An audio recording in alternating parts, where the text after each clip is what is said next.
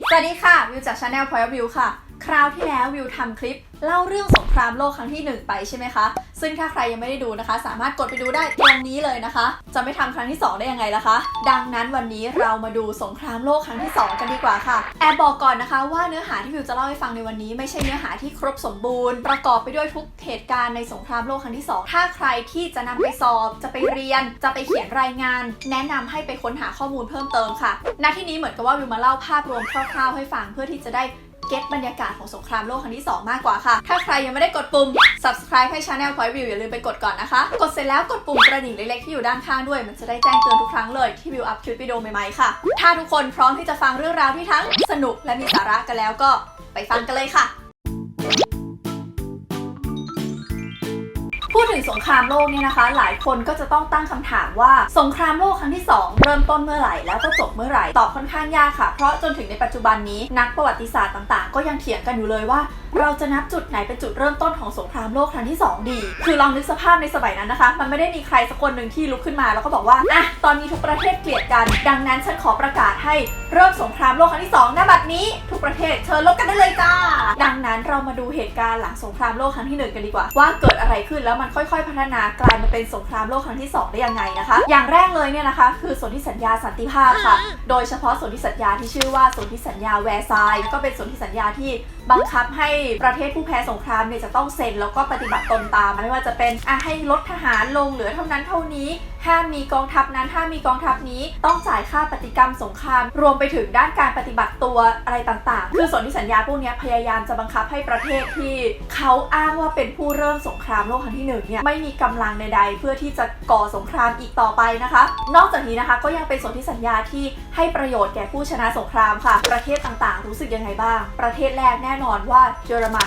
นไม่แฮปปี้เลยเยอรมันแบบทำไมต้องมากดชีวิตฉันขนาดนี้ฉันทำผิดก็จริงแต่ว่าฉันไม่ได้ทำผิดขนาดนั้นทำไมต้องมากดดันฉันต่างๆนานานึกสภาพแบบหมาจนตรอกโดนกดไปถึงขีดสุดก็อยากจะสู้กลับนะคะฝั่งประเทศอิตาลีค่ะเป็นผู้ชนะสงครามในสงครามโลกครั้งที่แล้วกะว่าฉันจะกลับมายิ่งใหญ่เป็นจักรวรรดิโรมันอันยิ่งใหญ่อีกรอบนึงแต่ปรากฏว่าสนธิสัญญาฉบับนี้ไม่ได้ให้อะไรอิตาลีมากมายเลยอิตาลีคาดหวังว่าจะได้ดินแดนมากมายกลับมาแต่ว่าก็ได้กลับมาแค่แบบจึ้งนึงดังนั้นอิตาลีก็ไม่แฮปปี้ฝั่งสหรัฐอเมริกาเนี่ยก็ไม่ค่อยยอมรับสนธิสัญญาฉบับนี้เพราะว่าทำตนพระเอกไงอะไรสนธิสัญญานี้มันไม่ยุติธรรมเลยไอไม่โอเคกับสนธิสัญญานี้ไอไม่ยอมรับแต่ว่ามี2ประเทศด้วยกันนะคะที่แฮปปี้กับสนธิสัญญานี้มากๆเลยก็คืออังกฤษกับฝรั่งเศสนั่นเองค่ะเนื่องด้วยสนธิสัญญาสันติภาพต่างๆนะคะทำให้เกิดการก่อตั้งองค์กรหนึ่งขึ้นมาค่ะเรียกว่า League of Nations หรือว่าสันนิบาตชาตินั่นเองคล้ายๆกับ UN คล้ายๆสหประชาชาติทุกวันนี้นี่แหละแต่ต่างกันเล็กๆน้อยๆนะสันนิบาตชาติเนี่ยพยายามจะมาควบคุมโลกใบนี้ให้อยู่ในความสงบ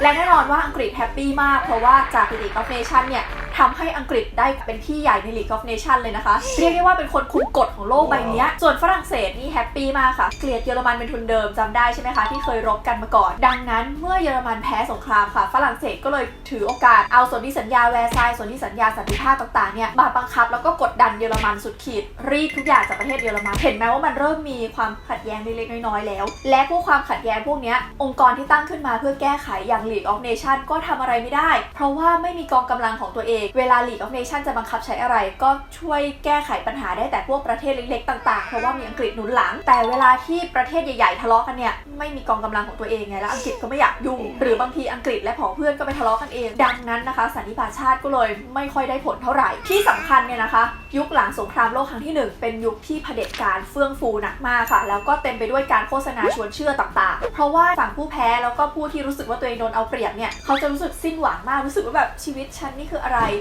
รรัฐบาลก็แก้ไขอะไรให้ชีวิตฉันไม่ได้เวลามีใครสักคนที่ตั้งตัวเป็นฮีโร่ขึ้นมาเนี่ยทุกคนก็เลยหันไปเชื่อเขาหมดเลยเหมือนในเยอรมันค่ะก็มีผู้ชายคนหนึ่งชื่อว่าฮิตเลอร์เนี่ยตั้งตัวขึ้นมาแล้วก็โฆษณาชวนเชื่อต่างๆประมาณว่าเชื่อฉันสิถ้าให้ฉันปกครองนะฉันจะดูแลทุกคนอย่างดีฉันจะแก้ไขปัญหาเยอรมันจะต้องกลับมาเกรียงไกรอีกครั้งหนึ่งพวกฝรั่งเศสที่มากดดันเราจะต้องพ่ายแพ้จากไปคิดว่าคนเยอรมันที่กำลังสิ้นหวังสุดขีดมีคนมาสัญญาแบบนี้เห็นด้วยไหมคะเห็นด้วยดังนั้นคนก็เลยหันไปสนับสนุนฮิตเลอร์เยอะมากฝั่งอิตาลีก็ไม่แพ้กันเลยค่ะมีผู้ชายคนหนึ่งชื่อว่ามุสโสลินีขึ้นมาก็มาโฆษณาชวนเชื่อเหมือนกันประมาณว่าชาวอิตาลี ท่านคิดว่าท่านจะได้รับดินแดนอันยิ่งใหญ่แล้วดูซิว่าการชนะสงครามการเข้าร่วมกับอังกฤษและฝรั่งเศสให้อะไรแก่เราไม่ได้อะไรเลยเราสูญเสียเลือดเนื้อไปต่างๆนานาดังนั้นฝั่งอิตาลีก็เชื่อถือมุสโสลินีเช่นเดียวกันค่ะซึ่งสถานการณ์โลกในยุคนั้นนะคะมันก็เริ่มเปรี้ยกันเป็นสงครามหลายคู่ในหลายๆจุดในโลกแล้วนะคะไม่ว่าจะเป็นอิตาลีที่พยายามจะไปยึดเอธิโอเปียญี่ปุ่นกับจีนที่ไม่ว่าจะเป็นรอบที่ญี่ปุ่นพยายามจะไปยึดแมนจูเรียหรือรอบที่ญี่ปุ่นปะทะกับจีนโดยตรงเยอรมันที่ไปบุกรุกโปแลนด์เรียกได้ว่ามีสงครามเนี่ยเกิดขึ้นหลายจุดในโลกจริงๆค่ะจำได้ไหมคะตอนสงครามโลกครั้งที่1เนี่ยเราสามารถแบ่งได้ชัดเจนมากว่าฝั่งสัมพันธมิตรสู้กับฝั่งมหาอำนาจกลางแล้วมีใครเป็นสมาชิกบ้างแต่รอบนี้ค่ะในสงครามโลกครั้งที่2เนี่ยจริงๆแล้วโลกเราก็แบ่งเป็น2ฝ่ายเหมือนกันนะคะฝ่ายแรกคือฝ่ายสัมพันธมิตรเช่นเดิมเลยและฝ่ายที่2ก็คือฝ่ายอักษะนั่นเองแต่การจะแบ่งออกเป็น2ฝ่ายเนี่ยมันมีความงงๆอยู่นิดนึงโดยทั่วไปนักประวัติศาสตร์เนี่ยชอบแบ่งกันให้เข้าใจง่ายๆแบบฝั่งสัมพันธมิตรนะคะมีสมาชิกหลักได้แก่อังกฤษฝรั่งเศสแล้วก็สหภาพโซเวียตค่ะตอนนี้หลังจากสงครามโลกครั้งที่1เนี่ยรัสเซียมีการเปลี่ยนแปลงการปกครองต่างๆนะไม่ใช่จักรวรรดิรัสเซียแล้วแต่ว่ากลายเป็นสหภาพโซเวียตนะคะส่วนฝั่งอักษะเนี่ยก็ประกอบไปด้วย3ประเทศด้วยกันค่ะประเทศแรกแน่นอนว่าเยอรมันใช่ไหมคะส่วนประเทศที่2คืออิตาลีที่ผิดหวังจากสงครามโลกครั้งที่1และประเทศที่3ค่ะมาแรงแซงโค้งมากมาจากเอเชียของเรานั่นเองประเทศญี่ปุ่นแต่ทีเนี้ยที่บอกว่าไม่สามารถแบ่งได้เป๊ะๆเพราะว่าในสงครามโลกครั้งที่2เนี่ยมันมีการย้ายฝั่งกันพอสมควรมันก็มีบางคนที่ตอนแรกสนิทกับคนนั้นแต่พอคนนั้นทำให้ไม่พอใจก็เลยย้ายอยู่อีกฝั่งนึงอะไรอย่างนี้เรียกได้ว่าฝั่งพันธมิตรกันเนี่ยก็ไม่ได้เป็นพันธมิตรกันอย่างแท้จริงหรอกแค่มีผลประโยชน์ร่วมกันในช่วงเวลาหนึ่งก็เลยจับมือกันแล้วก็ไปรบกับอีกฝั่งนึงเท่านั้นแหละแต่พอผลประโยชน์หมดหรืออะไรบางทีก็แว้งกรรมกัดกันเองก็มีเหมือนกันนะคะดังนั้นเรามาดูกันดีกว่าค่ะว่ามีเหตุการณ์สำคัญอะไรเกิดขึ้นบ้างในสงครามโลกครั้งที่2นะคะทำไมเยอรมันถึงใจกล้าขนาดนั้นที่จะก่อสงครามโลกขึ้นใหม่รอบหนึ่งฮิตเลอร์เริ่มจากแย่ๆก่อนค่ะตอนแรกเนี่ยโดนสนธิสัญญาไปใช่ไหมคะก็รู้สึกว่าตัวเองเสียดินแดนไปค่อนข้างเยอะตรงนั้นก็เสียตรงนี้ก็เสี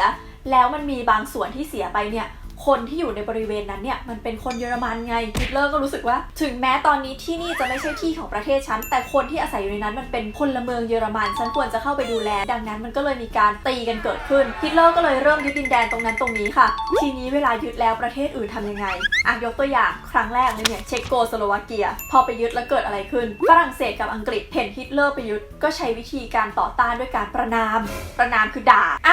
เขาบุกประเทศไปขนาดนี้แล้วใช้ประนามเอาเนี่ยนะตอนนั้นค่ะ League of Nations เนี่ยยึดหลักการที่ว่าเราไม่ควรก่อสงครามอีกการมีความขัดแย้งการทำให้ผู้คนล้มตายเยอะประเทศที่ชนะสงครามก็เจ็บมาเยอะจากคราวที่แล้วไงนึกออกไหมดังนั้นก็เลยใช้วิธีประนามเอาประมาณว่าฉันขอประนามแล้วนะว่าแกเป็นคนร้ายจงหยุดการกระทำของแกเดี๋ยวนี้ถามว่าฮิตเลอร์รู้สึกยังไงฮิตเลอร์แบบด่าแล้วไงด่าไปก็เท่านั้นน่ะด่าไปฉันก็ได้ทรัพยากรอยู่ดีซึ่งในช่วงแรกๆเนี่ยเหมือนอังกฤษจะยังไม่ค่อยเอาจริงเท่าไหร่เพราะว่านายกรัฐมนตรีในตอนนั้นเนี่ยไม่ได้นิยมสงครามขนาดนั้นก็ยังนิยมการแบบประนามเอานู่นนี่นั่นแล้วก็ใช้วิธีประมาณว่าไปทำความตกลงกับเยอรมันรัวๆว่าเยอรมันฉันยอมให้แกยึดแค่เสี้ยวนี้นะแล้วแกสัญญานะว่าแกจะไม่ยึดทั้งประเทศที่เหลือเยอรมันก็จะบอกว่าได้ฉันขอยึดแค่พื้นที่จึงนึงแล้วเดี๋ยวฉันจะปล่อยให้ทั้งประเทศปลอดภัยซึ่งการตกลงทั้งหมดนี้ไม่ได้หมายถึงประเทศอังกฤษนะหมายถึงประเทศอื่นๆซึ่งไม่มีปากไม่มีเสียงอะไรเลยนะพอเยอรมันเขาไปยึดสถานที่เล็กๆได้จริงๆเนี่ยก็ไม่ได้หยุดก็ฉีกข้อตกลงทิ้งแล้วก็ยึดทั้งประเทศอยู่ดีพอทำแบบนี้ไปหลายๆครั้งฝั่งอังกฤษก็เริ่มรู้สึกว่าผู้นำของตัวเองนี่ไม่โอเคแล้วไม่เหมาะสมกับในยุคสงครามเลยก็เลยเปลี่ยนผู้นำนะคะเป็นวินสตันเชอร์ชิลล์ซึ่งถือว่าเป็นแบบรัฐบุรุษของอังกฤษเลยนะเป็นวีรบุรุษของสงครามโลกครั้งที่2ประมาณนั้นเลยอะค่ะอิตาลีเห็นตัวอย่างแล้วรู้สึกว่าแบบฉันก็กำลังไม่พอใจ League of Nations อยู่แล้วเยอรมันทำแบบนี้แล้วก็ไม่เห็นมีใครทำอะไรนอกจากด่าเล็กๆน้อยๆดีมากฉันเอาแบบเยอรมันบ้างดีกว่าหลังจากนั้นไม่นานนะคะในปี 1939 ค่ะเยอรมันก็ได้ใจอย่างหนักหน่วงแล้วก็ตัดสินใจว่าจะบุกโปแลนด์นั่นเองค่ะซึ่งสาเหตุที่บุกโปแลนด์ตอนนั้นเนี่ยเพราะว่าดินแดนที่โปแลนด์ผนวกอยู่เนี่ยมีส่วนหนึ่งเป็นของเยอรมันพอจะบุกเข้าไปทีนี้ถามว่าอังกฤษกับฝรั่งเศสทำแบบเดิมไหมไม่แล้วอังกฤษกับฝรั่งเศสนะคะเห็นเหตุการณ์จากเช็กโกสโลวาเกียค่ะบอกว่าไม่ได้แล้วถ้าเราอ่อนข้อให้เนี่ยเยอรมันก็จะบุกต่อไปเรื่อยๆดังนั้นอังกฤษก็เลยบอกโปแลนด์ว่าโปแลนด์อย่าไปยอมเขาสู้สิสู้ถ้าโปแลนด์สู้นะเดี๋ยวเราช่วยเองนะพอโปแลนด์รู้สึกว่าตัวเองมีอังกฤษแบ็กอัพไงถามว่าโปแลนด์ยอมให้เยอรมันบุกดีๆไหมไม่ค่ะโปแลนด์ก็เลยสู้กลับทั้ง2ฝ่ายก็เลยประกาศสงครามกันบึ้มขึ้นมาตอนนั้นเลยค่ะแต่เยอรมันนะคะก็ไม่ได้โง่เท่าไหร่ก่อนที่จะไปบุกโปแลนด์เนี่ยเยอรมันก็กลัวเหมือนกันว่าตัวเองเนี่ยตั้งอยู่ตรงกลางทวีปยุโรปถ้าสมมติว่าฉันไปทำสงครามกับฝั่งนี้ กำลังทะเลาะกันอยู่ตรงนี้เนี่ยแล้วอีกฝั่งหนึ่งมาบุกจะเกิดอะไรขึ้นคืออีกฝั่งหนึ่งก็มีประเทศที่น่ากลัวอยู่ก็คือสหภาพโซเวียตนั่นเองดังนั้นเยอรมันก็เลยเหมือนไปทำความตกลงบางอย่างกับสหภาพโซเวียตล่วงหน้าประมาณว่าไอ้นายเราจะไปบุกโปแลนด์นะนายอย่ามาตีเรานะแล้วเดี๋ยวพอเราบุกโปแลนด์เสร็จนายก็มาตีโปแลนด์ไงแล้วเราแบ่งกันดังนั้นเยอรมันก็ได้ใจเล็กน้อยแล้วก็ไม่ค่อยกลัวประเทศอื่นเท่าไหร่ค่ะนอกจากนี้อังกฤษกับฝรั่งเศสยังร่วมกันทำอีกอย่างหนึ่งค่ะคือร่วมกันขับไล่สหภาพโซเวียตออกจาก League of Nations เพราะว่า League of Nations เนี่ยมีจุดมุ่งหมายเพื่อที่จะทำให้โลกของเราเนี่ยสงบสุขใช่ไหมแต่ว่าสหภาพโซเวียตดันไปจับมือกับเยอรมันตีโปแลนด์ไปแล้วเรียบร้อยดังนั้น2ประเทศนี้ก็เลยจับมือกันแล้วก็ถีบสหภาพโซเวียตออกจาก League of Nations ไปค่ะซึ่งบังเอิญว่าจริงๆมันมีอีกคนหนึ่งที่สามารถห้ามได้แต่ดันไม่ห้ามเลยก็คือจีนนั่นเองนะคะจีนบอกว่าจะถีบก็ถีบไปเถอะดังนั้นสหภาพโซเวียตก็เลยหันมาทะเลาะกับจีนแทนค่ะก็คือแบบเกลียดจีนขึ้นมาประมาณว่าฉันจะโดนไล่ออกทำไมแกไม่ช่วยฉันเลยหลังจากนั้นสงครามในโลกก็นัวกันขึ้นมาหนักขึ้นค่ะเยอรมันไปตีฝรั่งเศสจนสามารถตีแตกเลยทีเดียวนะคะแล้วในการไปตีครั้งนี้อิตาลีก็เอาด้วยสุดท้ายฝรั่งเศสนี่โดนแบ่งแยกประเทศกระจุยกระจายพื้นที่นึงโดนเยอรมันคุมพื้นที่นึงโดนอิตาลีคุมแถมยังไปรบกับอังกฤษถึงขั้นที่ว่าเอาระเบิดเนี่ยบินไปทิ้งระเบิดในเกาะอังกฤษรัวๆถึงขั้นว่าบักกิงแฮมพาเลสหรือว่าพระราชวังบักกิงแฮมเนี่ยเคยพังไปปีกนึงเลยนะคะตัดภาพไปที่ฝั่งเอเชียบ้างดีกว่าค่ะหลังจากที่ญี่ปุ่นทะเลาะกับจีนมาเป็นระยะเวลาหนึ่งญี่ปุ่นก็รู้สึกว่าฉันตีจีนเนี่ยมันก็ตีได้แค่ฝั่งที่ติดกับญี่ปุ่นแล้วจีนมันก็ยิ่งใหญ่ไปอีกตั้งไกลถ้าฉันปล่อยไว้แบบนี้เดี๋ยวจีนพอตีตรงนี้มันก็หนีไปตรงนั้นหนีไปตรงนี้ดังนั้นฉันต้องปิดล้อมประเทศจีนญี่ปุ่นก็เลยเริ่มที่จะไล่ยึดประเทศต่างๆที่อยู่รอบประเทศจีนค่ะรวมไปถึงเอเชียตะวันออกเฉียงใต้ด้วยนะคะและนี่ก็เป็นสาเหตุที่ทำให้ญี่ปุ่นเนี่ยยกพลขึ้นบกที่ไทยที่เวียดนามที่ต่างๆนานาอย่างที่ถ้าใครไปอ่านตำนานพวกโกโบริอังสุมารินหรือว่าทางรถไฟสายมรณะหรืออะไรนี่ก็คือประวัติศาสตร์ช่วงนี้นี่แหละค่ะมีประเทศไหนที่น่าสนใจในช่วงนี้นะคะประเทศนั้นก็คือสหรัฐอเมริกานั่นเองสหรัฐอเมริกาเนี่ยที่ผ่านมาทำตัวเป็นกลางมาโดยตลอดค่ะรู้สึกว่าแบบฉันจะไม่กระโดดเข้าไปร่วมสงครามหรอกฉันจะไม่ประกาศสงครามกับใครฉันเป็นกลางฉันอยู่ดีๆของฉันแต่สิ่งที่สหรัฐอเมริกาทำนะคะก็คือขายอาวุธให้ทุกคนรัวๆประมาณว่าทุกคนตีกันอยู่แล้วจ้าฉันมีอาวุธขายใครจะมาซื้อกับฉันนะแต่อเมริกานะคะก็แอบช่วยฝั่งสัมพันธมิตรเล็กๆน้อยๆบางทีก็แบบอยากซื้อเหรอใช้ซื้อด้วยเงินสดก็ได้ให้โปรโมชั่นพิเศษฝั่งสัมพันธมิตรรัวๆนะคะซึ่งก็ทำให้ฝั่งอักษะไม่พอใจสักเท่าไหร่ค่ะส่วนสหภาพโซเวียตเนี่ยยังไม่ยอมเข้าฝ่ายอักษะ 100% แค่แบบว่าตึงๆกับทุกฝ่ายประมาณว่าเยอรมันฉันก็ไม่ค่อยปลื้มแต่ฝั่งอังกฤษก็ถีบฉันออกจาก League of Nations หลังจากเหตุการณ์พวกนี้นะคะฝั่งอักษะที่ชนะมาโดยตลอดเนี่ยอยู่ดีๆก็เริ่มแพ้รัวๆด้วยความอ่อนล้าด้วยความที่ทหารมีน้อยหรืออะไรต่างๆเนี่ยนะเยอรมันกับอิตาลีก็เลยเริ่มแพ้ที่ตรงนั้นเริ่มแพ้ที่ตรงนี้โดยเฉพาะอย่างยิ่งนะคะเยอรมันไปแพ้การรบกับอังกฤษในบริเวณตะวันออกกลางนะจากเหตุการณ์นี้ทำให้เยอรมันเลิกทิ้งระเบิดที่ประเทศอังกฤษค่ะส่วนประเทศจีนตอนนี้ช่างประเทศจีนไปเลยนะคะคือตอนนี้เริ่มมีการเมืองภายในต่างๆนานาก็เลยเละตุ้มเป๊ะใครจะมาตีก็ตีกระจุยกระจายอยู่ตรงนั้นนะคะทีนี้เกิดจุดเปลี่ยนจุดหนึ่งที่สำคัญขึ้นมาที่ทำให้สหภาพโซเวียตตัดสินใจเลือกฝั่งค่ะคืออยู่ดีๆเยอรมันเนี่ยน่าจะรำคาญประมาณว่าอยากสร้างทางเดินของตัวเองทีนี้โซเวียตก็กักอยู่นั่นแหละว่าจะเป็นพวกหรือจะไม่เป็นพวกแล้วถ้าเป็นพวกเนี่ยฉันจะใช้บริเวณที่ตรงนี้ได้ตลอดไปไหมแกจะเปลี่ยนฝ่ายวันไหนตัดสินใจไม่ได้สักทีตีมันเลยละกันดังนั้นนะคะเยอรมันก็เลยตัดสินใจรบกับสหภาพโซเวียตเพื่อเปิดทางขนส่งของตัวเองดังนั้นเมื่อประกาศสงครามกันไปแล้วนะคะก็รบกันซึ่งตอนแรกสหภาพโซเวียตเนี่ยเหมือนจะแพ้แต่สุดท้ายเนี่ยฝั่งเยอรมันก็อ่อนล้านู่นนี่นั่นแล้วก็ต้องยกทัพถอยมาจากเหตุการณ์นี้ทำให้สหภาพโซเวียตตัดสินใจเลือกฝั่งได้ก็ฝั่งหนึ่งตีหัวฉันอีกฝั่งหนึ่งแค่ขับฉันออกจาก League of Nations แต่ไม่ได้ทำอะไรฉันนี่ดังนั้นสหภาพโซเวียตก็เลยเข้าร่วมกับฝั่งสัมพันธมิตรอย่างสมบูรณ์เลยค่ะทีนี้ระหว่างที่ฝั่งยุโรปกำลังนัวกันเละตุ้มเป๊ะอยู่เนี่ยนะคะญี่ปุ่นก็เลยรู้สึกว่าได้ใจจังหวะที่ไม่มีใครมีเวลาว่างมาดูแลอาณานิคมตัวเองเนี่ยญี่ปุ่นก็เลยไล่ยึดอาณานิคมของคนอื่นโดยเฉพาะอาณานิคมของดัชหรือว่าเนเธอร์แลนด์เนี่ยรัวก็ยึดไปจนในที่สุดนะคะจากเหตุการณ์นี้ทำให้อเมริกาเนี่ยไม่พอใจการกระทำของญี่ปุ่นค่ะก็เลยลงโทษญี่ปุ่นด้วยการบอกว่านี่หนูเป็นเด็กไม่ดีนะจะต้องโดนลงโทษโดยการที่เราจะไม่ส่งน้ำมันให้เธอใช้และแน่นอนญี่ปุ่นเป็นประเทศที่ไม่มีทรัพยากรของตัวเองนะคะน้ำมัน 80% ที่ใช้อยู่ในประเทศญี่ปุ่นเนี่ยมาจากประเทศสหรัฐอเมริกาดังนั้นญี่ปุ่นไม่มีน้ำมันใช้ญี่ปุ่นก็เลยอารมณ์เสียพออารมณ์เสียก็เลยมีการตอบโต้เกิดขึ้นค่ะโดยการบุกไปที่ต่างๆหนักมากเพื่อหาทรัพยากรรวมไปถึงไปตีฐานทัพเรือของอเมริกานะคะทุกคนน่าจะคุ้นเคยชื่อ Pearl Harbor กันดีนะคะอ่าวเพร์ลเนี่ยโดนญี่ปุ่นตีเข้าไปซึ่งที่ผ่านมาเนี่ยญี่ปุ่นแค่ไปตีคนอื่นไงอเมริกาก็แค่แบบ หนูทำตัวไม่ดีเลยนะอยู่ตรงนั้นแต่คราวนี้เหมือนญี่ปุ่นเอาไม้ไปตีแสงหน้าอเมริกาแบบคิดว่าอเมริกาจะอยู่นิ่งได้ไหมคะดังนั้นอเมริกาเลยตัดสินใจกระโดดเข้าร่วมสงครามเต็มตัวเลยค่ะและการกระโดดเข้าร่วมสงครามในครั้งนี้ของอเมริกานะคะก็ส่งผลกระทบใหญ่โตต่อญี่ปุ่นเพราะว่าอเมริกานี่ไม่ค่อยสนใจฝั่งยุโรปหรอกไล่บี้ญี่ปุ่นนี่แหละขั้นที่ญี่ปุ่นจะต้องสู้ตายกะว่ายันให้ได้นี่แหละญี่ปุ่นนี่สู้ถึงขั้นที่เกิดการกระทำหนึ่งที่เขาเรียกว่ากามิกาเซ่เกิดขึ้นนะคะไม่ใช่กามิกาเซ่แบบตกหลุมรักขึ้นไม่ไหวเธอใช่ไหมเป็นคนผลักฉันไม่ใช่แบบนั้นนะคะกามิกาเซ่ในที่นี้หมายถึงการฆ่าตัวตายค่ะนึกสภาพแบบเครื่องบินรบบินมายิงกันถ้าสมมุติว่าฝั่งอเมริกาโดนยิงปึ้งสิ่งที่นักบินอเมริกาจะทำคือบินกลับฐานตัวเองหรือว่าหาทางล่อนลงจอดทำยังไงก็ได้เพื่อให้ตัวเองรอดนะคะแต่ถ้ากลับกันฝั่งอเมริกายิงปุ๊บปิ้วยิงไปโดนเครื่องบินรบญี่ปุ่นเครื่องบินรบญี่ปุ่นรู้ว่าตัวเองกำลังจะตกสิ่งที่ทำไม่ใช่วกกลับฐานทัพไม่ใช่ดีดตัวเองออกมาไม่ใช่หาทางลงจอดสิ่งที่นักบินญี่ปุ่นจะทำคือพุ่งเครื่องบินของตัวเองเนี่ยไปหาเครื่องบินฝั่งตรงข้ามหรือว่าฐานทัพของฝั่งตรงข้ามแล้วก็ระเบิดตัวเองตายตรงนั้นเลยแบบบึ้มประมาณว่าฉันเป็นระเบิดลูกใหญ่ก็ได้เว้ยและคนญี่ปุ่นในสมัยนั้นจะรู้สึกว่านี่แหละเป็นการกระทำที่มีเกียรติเหมือนการเสียสละชีวิตของซามูไรเพื่อประเทศชาติค่ะตัดภาพกลับไปที่ฝั่งยุโรปนะคะตอนนี้เนี่ยทุกประเทศก็ยังนัวกันอยู่เหมือนเดิมโดยเฉพาะเยอรมันนะคะไปซัดกับรัสเซียหนักมากจนรัสเซียแทบจะแตกแล้วนะคือยึดไปเกือบจะถึงเมืองหลวงอะไรแถวนั้นเลยนะคะแต่เยอรมันลืมไปอย่างนึงค่ะรัสเซียเนี่ยมีความโหดอยู่ระดับหนึ่งคือในหน้าหนาวนั่นเองพอถึงหน้าหนาวเนี่ยคนที่ไม่ใช่คนรัสเซียทนความหนาวของรัสเซียไม่ได้หรอกค่ะสุดท้ายเยอรมันก็เลยแพ้และเหตุการณ์การรบต่างๆเหล่านี้ก็ทำให้ฝั่งอักษะเนี่ยอ่อนแอลงจนในที่สุดนะคะอิตาลีเนี่ยเริ่มแพ้ก่อนเยอรมันก็พยายามเข้ามาช่วยสุดท้ายนะคะฝั่งสัมพันธมิตรเนี่ยมีการรวมตัวกันแล้วก็ยกพลขึ้นบกเพื่อต่อสู้กับอิตาลีแล้วก็เยอรมันที่ชายหาดนอร์มังดีนะคะเราเรียกวันนั้นว่าวันดีเดย์หลังจากนั้นไม่นานนะคะก็เกิดเหตุการณ์ที่มุสโสลินีโดนฆ่าตายไปค่ะและผ่านไปประมาณวัน2วันฮิตเลอร์ก็รับความพ่ายแพ้ไม่ได้แล้วก็ฆ่าตัวตายตามไปนะคะเป็นอันว่าฝั่งยุโรปเนี่ยเยอรมันกับอิตาลีก็ต้องยอมแพ้สงครามไปแต่โดยดีค่ะเหลือแต่ฝั่งญี่ปุ่นที่รู้สึกว่าถึงพันธมิตรของเราจะแพ้จากไปแล้วเราก็จะต้องสู้ตายจนถึงวินาทีสุดท้ายก็กามิกาเซ่กันไปรัวๆจนในที่สุดนะค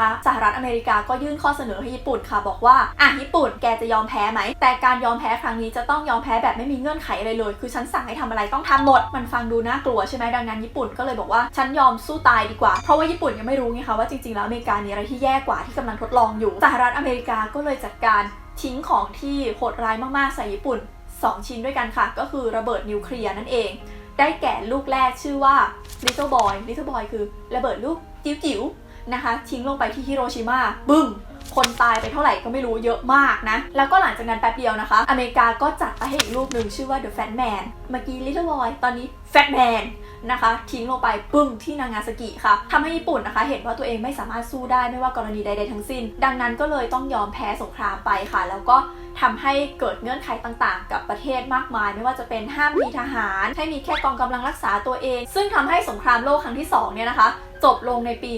1945 ค่ะสงครามโลกครั้งที่2เนี่ยนะคะถือว่าเป็นสงครามที่ยิ่งใหญ่มากของมนุษยชาติค่ะคือมีคนตายไปประมาณ60 ล้านคนเยอะมากลองนึกสภาพแบบ60 ล้านคนนี่คือประชากรไทยเกือบทั้งประเทศอะอยู่ดีๆก็บึ้มหายไปในเวลาไม่กี่ปีนะคะในสงครามโลกครั้งที่2เนี่ยเกิดเหตุการณ์ที่โหดร้ายแล้วก็สะเทือนขวัญเยอะมากไม่ว่าจะเป็นการที่ฮิตเลอร์จัดการคนยิวด้วยความโหดร้ายต่างๆนานาซึ่งถ้าจะเล่าเรื่องโฮโลคอสต์เนี่ยสามารถเล่าได้เป็นแบบหลายคลิปเลยนะรวมไปถึงเหตุการณ์ที่นานกิงที่ญี่ปุ่นเนี่ยไปบุกจีนแล้วก็ไปฆ่าล้างเผ่าพันธุ์อะไรที่นานกิงอันนั้นก็น่ากลัวพอสมควรส่วนเรื่องนิวเคลียร์ที่สหรัฐอเมริกาทิ้งใส่ญี่ปุ่นนี้ก็สร้างบาดแผลให้คนญี่ปุ่นจนถึงทุกวันนี้เลยทีเดียวนะคะนอกจากนี้เนี่ยสงครามโลกครั้งที่2ยังทำให้เกิดสนธิสัญญาสันติภาพครั้งใหม่มีการให้ประเทศที่พ่ายแพ้จ่ายค่าปฏิกรรมสงครามมีการเสียดินแดนมีการแบ่งแยกประเทศต่างๆนานาเช่นเยอรมันเนี่ยโดนแบ่งออกเป็นเยอรมันตะวันตกกับเยอรมันตะวันออกซึ่งอันนี้เดี๋ยวจะไปส่งผลกระทบต่อสงครามเย็นในอนาคตและที่สำคัญนะคะสิ่งที่เกิดขึ้นกับโลกใบนี้และจะส่งผลกระทบต่อสงครามเย็นในอนาคตหนักมากก็คือการที่เกิดมหาอำนาจฝั่งโลกเสรีและฝั่งคอมมิวนิสต์ขึ้นค่ะทั้งหมดนี้ก็คือเรื่องราวเกี่ยวกับสงครามโลกครั้งที่2แบบคร่าวๆนะคะขนาดคร่าวๆยังยาวมากเลยนะเอาเป็นว่าถ้าใครอยากรู้ตรงไหนเพิ่มเติมก็ลองไปศึกษาเพิ่มดูค่ะหรือว่าใครอยากให้เจาะลึกตรงไหนเป็นพิเศษก็ลองคอมเมนต์มาคุยกันด้านล่างนะคะถ้าใครชื่นชอบคลิปนี้อย่าลืมกดไลค์เป็นกำลังใจให้วิวแล้วก็กดแชร์เพื่อชวนเพื่อนๆมาดูด้วยกันค่ะสำหรับวันนี้ขอลาไปก่อนนะคะบ๊ายบาย สวัสดีค่ะเชื่อว่าสรุปถึงตรงนี้ก็ยังไม่ครบถ้วนสมบูรณ์แล้วค่ะยังมีอีกหลายจุดที่เล่าข้ามไปไม่ว่าจะเป็น D-Day V-Day อะไรคือไม่ได้ลงรายละเอียดเลยหรือว่าตอนที่แบบฮิตเลอร์ทำไมต้องไปทะเลาะกับยิวอะไรเงี้ยไม่ได้ลงรายละเอียดเลยนะคะเพราะว่าสงครามโลกครั้งที่2มันเป็นสงครามแบบเบ็ดเสร็จทั้งโลกไงคือทั้งโลกนัวกันไปหมดนะคะแล้วก็ทำให้เกิดเหตุการณ์สำคัญเยอะมากๆๆๆกว่าจะสรุปออกมาได้เป็นคลิปนี้นี่ใช้เวลานานพอสมควรเลยนะคะแล้วก็ต้องประคองสติเยอะมากระหว่างอัดวิดีโอเอาเป็นว่าถ้าใครอยากเพิ่มเติมอะไรให้วิวก็คอมเมนต์คุยกันด้านล่างได้นะคะวันนี้ลาไปก่อนนะบ๊ายบาย